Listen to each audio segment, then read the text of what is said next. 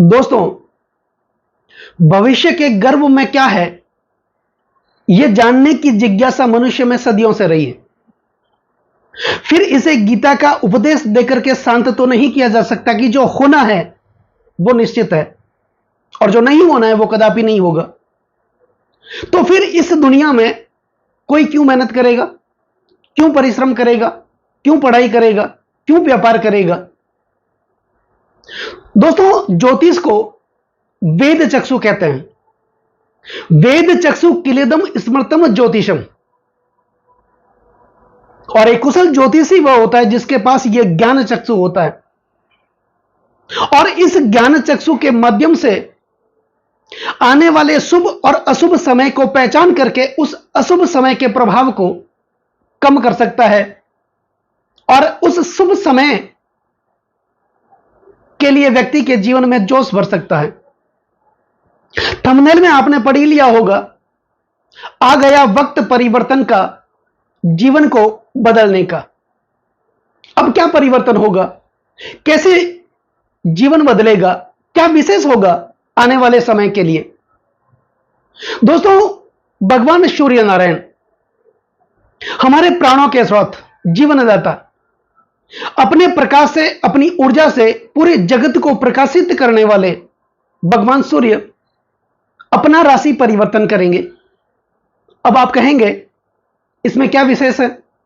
भगवान सूर्य हर महीने अपनी राशियां बदलते रहते हैं, इनका राशि परिवर्तन हर महीने होता है। लेकिन इन 12 महीनों में एक महीना ऐसा होता है जिस महीने भगवान सूर्य 12 ही राशियों का भ्रमण करने के बाद एक महीने अपने घर में विराजमान होते हैं, अपनी राशि में विराजमान होते हैं, सिंह राशि में विराजमान होते हैं। अब सूर्य कौन है? सूर्य राजा है।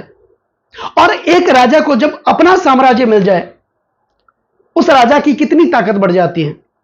जैसा राजा वैसी प्रजा। राजा अगर मजबूत होगा, बलवान होगा, तो प्रजा अपना आप मजबूत होगी, बलवान होगी। तो सूर्य के इस राशि परिवर्तन का प्रभाव धनु राशि वाले जातकों के जीवन पर किस प्रकार पड़ेगा, क्या विशेष कृपा होगी धनु राशि वाले जातकों के लिए सूर्य के इस राशि परिवर्तन के प्रभाव से लेकर, आज हम ये जानेंगे, समझेंगे। और अंत में कुछ अचूक, कुछ महत्वपूर्ण उपाय भी होंगे भगवान सूर्य से संबंधित, जिनको करने से भगवान सूर्य नारायण की और भी कृपा प्राप्त होगी। तो वीडियो पर अंत तक आप बने रहें। दोस्तों, वीडियो शुरू करने से पहले मेरा आपसे हृदय से अनुरोध है, निवेदन है कि अभी तक आप मेरे चैनल पर नए हैं या फिर आपने मेरे चैनल को सब्सक्राइब नहीं किया, तो पहले आप चैनल को सब्सक्राइब कर लें, बेल आइकन बटन को जरूर दबाएं ताकि मेरे आने वाले और भी नई नई वीडियो के नोटिफिकेशन सीधे आप तक पहुंचे। एक लाइक और कमेंट जरूर करें, क्योंकि आपका एक लाइक और एक कमेंट्स मेरे अंदर बहुत ज्यादा आत्मविश्वास भर देता है। दोस्तों, भगवान सूर्य, सूर्य हमारी आत्मा है, हमारे आत्मा के कारक हैं। सूर्य हमारे पिता के कारक हैं। सूर्य मान, सम्मान, पद, प्रतिष्ठा, पदोन्नति, प्रमोशन के कारक माने जाते हैं, शासन प्रशासन के कारक माने जाते हैं। और इनका राशि बदलना, अपने घर में आना और धनु राशि वाले जातकों के भाग्य स्थान के अंदर आना, आपके जीवन में कुछ न कुछ विशेष परिवर्तन तो अवश्य होगा ही। दोस्तों, धनु राशि वाले जातकों के लिए भगवान सूर्य 16 अगस्त को अपना राशि परिवर्तन करेंगे और अपनी खुद की राशि सिंह राशि में विराजमान होंगे। धनु राशि वाले जातकों के भाग्य स्थान में विराजमान होंगे और यहां पर पूरे एक महीने तक, यानी 16 अगस्त से लेकर 16 सितंबर तक सूर्यदेव भाग्य स्थान में, भाग्य भाव में विराजमान होंगे।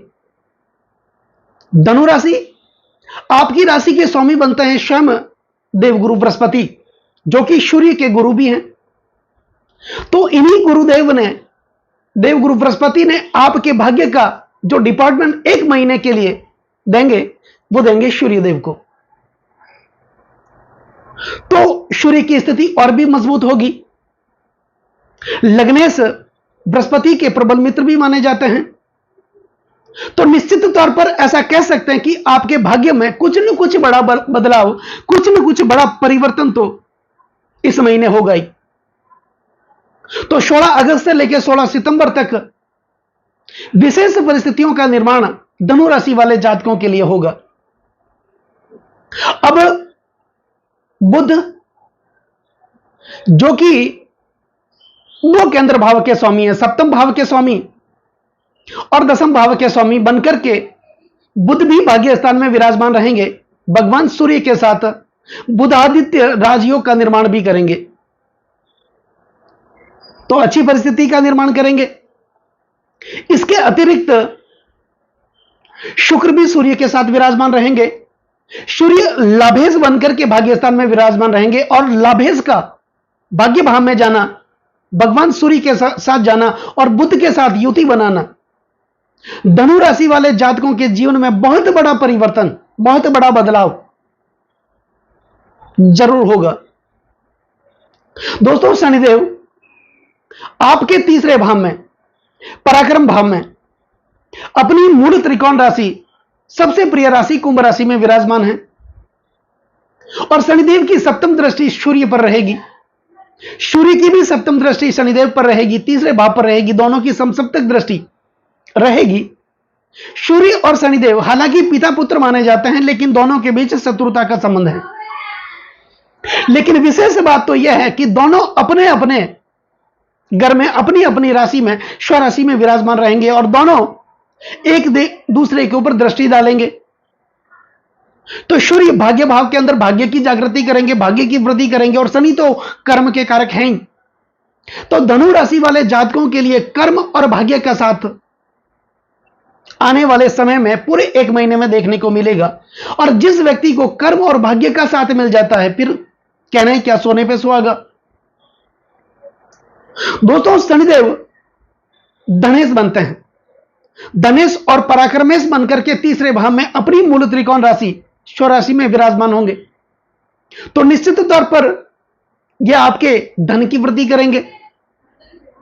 जो धन रुका हुआ था, धन का प्रवाह रुका हुआ था, एक बार फिर से बढ़ेगा। कुटुंब परिवार की स्थिति अच्छी होगी, एकता देखने को मिलेगी।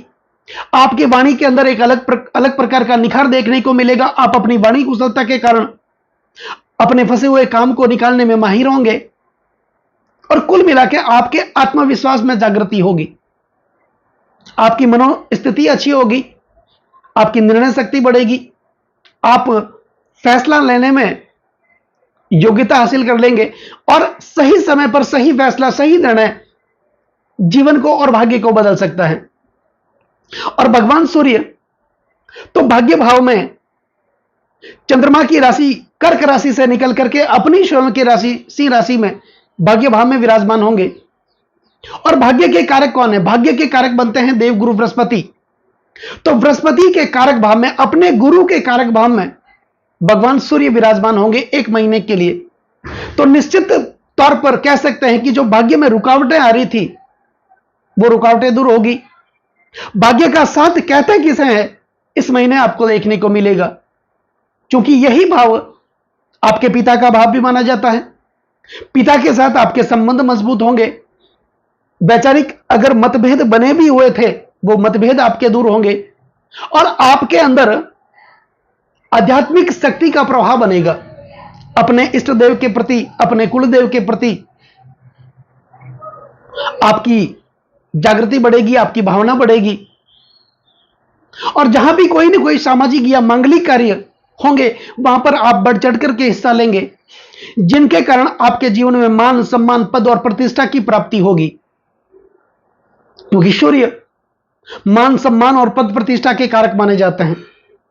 कोई ना कोई बड़ी डील, अगर आप व्यवसाय करते हैं, बिजनेस करते हैं, कोई ना कोई बड़ी डील आपका इंतजार कर रही है, कोई ना कोई बड़ी डील आपको मिलेगी।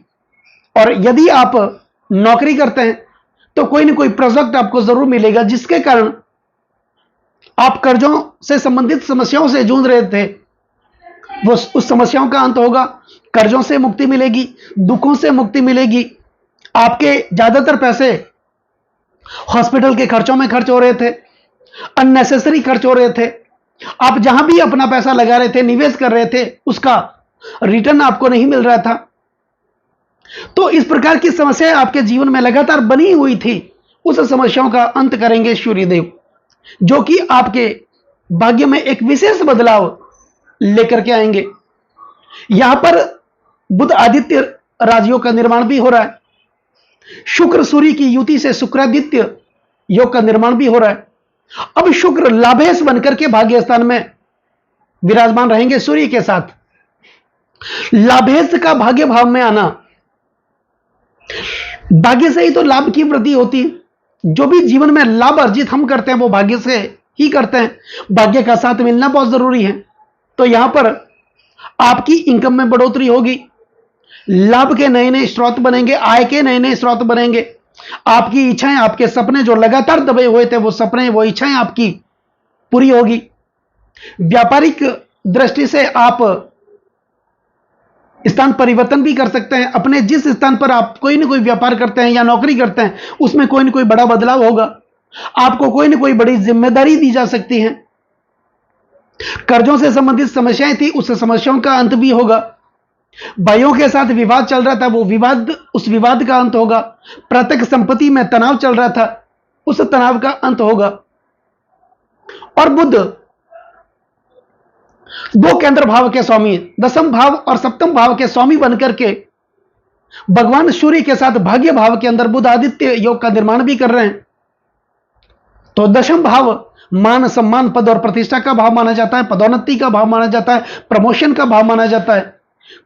प्रमोशन होगा, आपकी पदोन्नति होगी, आपको कोई ना कोई बड़ी जिम्मेदारी दी जाएगी और आपको मान और सम्मान मिलेगा जिसके आप असली हकदार थे। आपके कार्य क्षेत्र में जो रुके हुए काम थे, वो काम आपके पूर्ण रूप से पूरे होंगे। अब बात कर लेते हैं मंगल की। दोस्तों, मंगल धनु राशि वाले जातकों के लिए विपरीत राजयोग का निर्माण कर रहे हैं, क्योंकि द्वादश के स्वामी हैं और छठे भाव में बैठे हैं। हर्ष नामक विपरीत राजयोग का निर्माण कर रहे हैं और देवगुरु बृहस्पति को का साथ मंगल को मिलेगा। दोनों प्रबल मित्र ग्रह छठे भाव में विराजमान हैं और मंगल की चतुर्थ दृष्टि भगवान सूर्य पर रहेगी, जो कि भाग्य स्थान के अंदर विराजमान है। और मंगल के बारे में तो अक्सर कहा जाता है, तुष्टो ददाति साम्राज्यम, रुष्टो हरति तक्षणात्, की जब मंगल प्रसन्न होते हैं जीवन में साम्राज्य दे देते हैं। तो मंगल विपरीत राजयोग का निर्माण करके आपके छठे भाव में विराजमान है। अब देवगुरु बृहस्पति, जो कि आपकी राशि के स्वामी हैं, आपके लग्न के स्वामी हैं, अगर इस कार्यक्रम को आप अपनी लग्न राशि के अनुसार देख रहे हैं तो आपके लग्न के स्वामी हैं और छठे भाव में विराजमान है। अक्सर कहा जाता है कि छठे भाव में देवगुरु बृहस्पति शत्रुओं का नाश करते हैं, शत्रु हंता बन जाते हैं। यहां पर कोई ना कोई आलोचक, कोई ना कोई विरोधी आपका प्रतिकार कर रहा था, आपकी समृद्धि से, आपकी खुशहाली से जल रहा था। आप मेहनत कर रहे थे, उस मेहनत का पूर्ण यश आपको नहीं देने दे रहा था। उस प्रकार के विरोधियों के लिए काल बनकर के आएंगे देवगुरु बृहस्पति, क्योंकि यहां पर ये शत्रुहंता बन जाते हैं।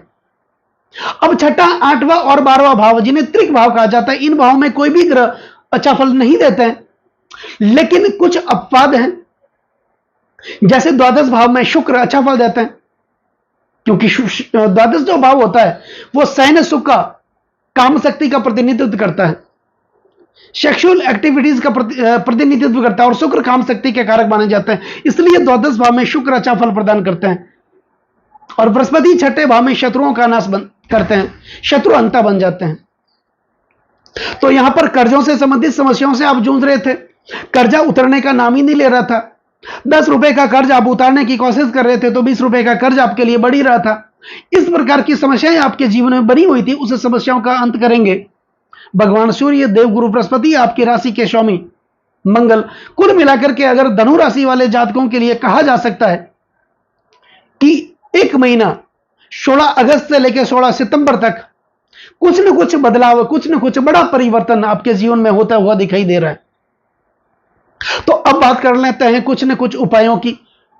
तो उपाय में भगवान सूर्य को प्रसन्न करने के उपाय, क्योंकि भगवान सूर्य एक ऐसे देव हैं जिन्हें साक्षात नारायण कहा जाता है, सूर्य नारायण। जिनके लिए कुछ ज्यादा करने की जरूरत नहीं होती, जल दिखाने से ही वो प्रसन्न हो जाते हैं। तो प्रतिदिन प्रातःकाल जब सूर्य उदय होने की स्थिति में होते हैं, अपनी लालिमा लिए होते हैं, उस समय जल में लाल चंदन मिलाकर के सूर्य को नियमित आप अर्घ्य दें, और अर्घ्य देते समय ओम सूर्याय नमः, ओम आदित्याय नमः, ओम भास्कराय नमः, इस मंत्र का आप नियमित उच्चारण करते रहें। सूर्य गायत्री मंत्र एक अचूक उपाय है। ओम आदित्याय विद्महे दिवाकराय धीमहि तन्नो सूर्य प्रचोदयात्, इस मंत्र का आप उच्चारण नित्य करते रहें। सूर्य से संबंधित वस्तुएं गुड़, गेहूं और तांबे का दान करें। लाल रंग की मिठाई खुले में रविवार के दिन पक्षियों के लिए छोड़ दें। यह विशेष उपाय अगर आप करेंगे, भगवान जो कि सूर्य आपके भाग्य स्थान में रहेंगे, 1 महीने तक आपकी भाग्य की जागृति देंगे, भाग्य की उन्नति देंगे, भाग्य में जो रुकावटें आ रही थी उस रुकावटों का अंत करेंगे। तो कुल मिला के आपके लिए, धनु राशि वाले जातकों के लिए स्थिति बहुत बढ़िया है। दोस्तों, कैसा लगा ये वीडियो? ये वीडियो अगर आपको अच्छा लगा हो, मेरा समझाना आपको सार्थक लगा हो, मेरे समझाने का तरीका अगर आपको सार्थक लगा हो, तो इस वीडियो को आप आगे से आगे शेयर जरूर करें, और कमेंट में ओम सूर्याय नमः, हर हर महादेव जरूर लिखें। नमस्कार दोस्तों।